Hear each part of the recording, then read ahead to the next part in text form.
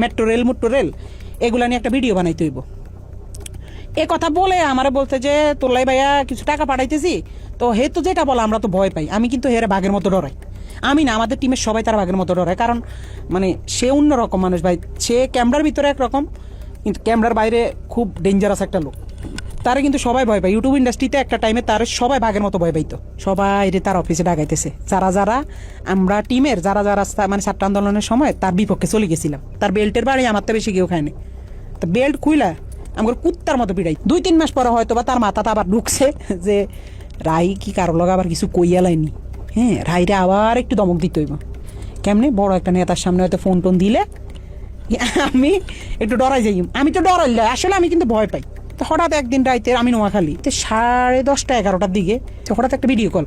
তো ওই দাফরি দিয়ে এই তো আবার তলপেটে কামড় দিয়েছে। আল্লাহ এতদিন পর হঠাৎ কল দিয়ে আবার কি জানি কি কয়।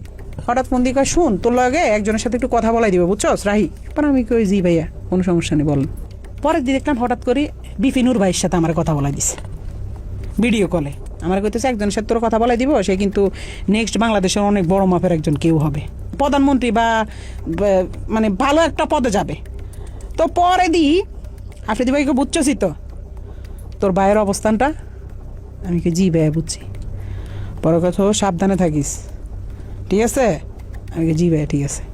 শুধু বুঝাইছে যে তার লগে বিশাল বড় বড় হাত আছে, এই জন্য সে দেশে খুব রিল্যাক্স আছে, মানে বুঝাইছে এটা। 5 আগস্টের পরে 2-3 মাস সে আসে নাই। তখন আলহামদুলিল্লাহ বলছিলাম যে আল্লাহ সে না আসুক, সে তার মতো থাকুক, আমরা আমাদের মতো থাকি।